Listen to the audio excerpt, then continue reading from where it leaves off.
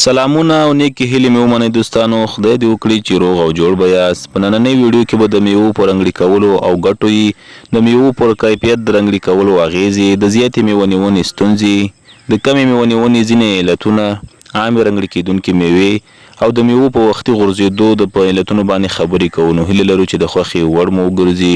نو د نورو ویډیوګانو لپاره زموږ چینل د سره سبسکرایب کړئ، ویډیو د ملګرو سره شریکه کړئ.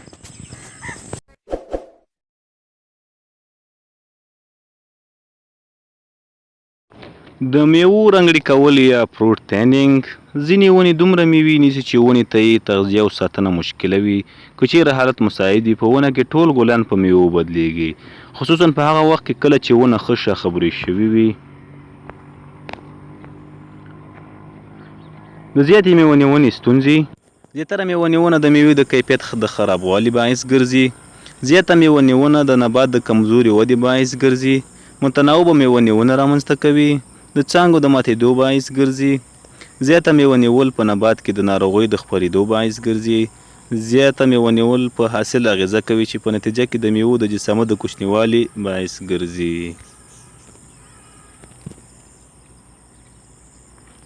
راځو د کمې میوه نیونې ځینې علتونه دي: شاخبوري او پیوند، موسم، د ونې قوت او عمر، تودوخه، موقعیت، رڼا، د اوبو توزیع، د غوټیو په وخت کې ورښت، د امراض او آفتونه، بادونه، د کیمیاوي موادو سپری کول. نو دا ټول هغه علتونه دي چې په کمه میوه نیولو باندې څنګه کوي تاثیر لري.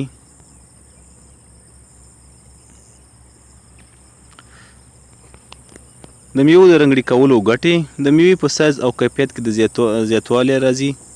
د میوې جسامت زیاتوي. رنګړي کونه ذایقه زیاتوي. رنګړي کول د ښاخونو ماتېدل کموي. رنګړي کول د امراض او حشراتو په واسطه زخمي شوي میوې کموي. رنګړي کول د حاصل د راټولولو مصارف کموي. د میوو د رنګړي کونې بله ګټه د ناروغیو په خپرېدو کې کمښت دی. ونې د سالبري یا الټرنیټیو بیرینګ څخه ژغورل کیږي.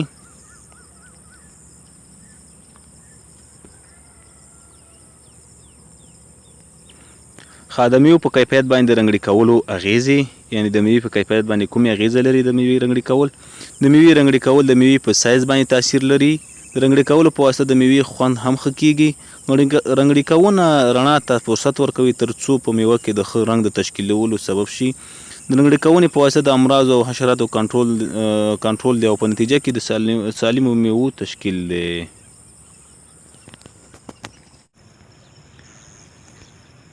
د رنګړي کیدونکو میوو او د نه رنګړي کیدونکو میوو پرتله دلته چې تاسو کتلی شئ د تصویر کې چې کوم ښي لاس ته چې کوم نباتات دي دا رنګړي شوي دي. چپ لاس ته د انګورو یو وږی تاسو ګورئ چې رنګړي شوی نه دی، نو یو څه ناروغي پکې لیدل کیږي. عام رنګړي کیدونکي میوې، یعنې هغه میوه‌جات چې عام رنګړي کیدونکي وي. په عمومي توګه د میوو ټولې نوعې رنګړي کولو ته ضرورت نه لري. لکه د الوبالو میوې دومره وړې وي چې د کاربوهایدرت رقابت نه لري، نو په دې اساس رنګړي کونې ته ضرورت نه لري.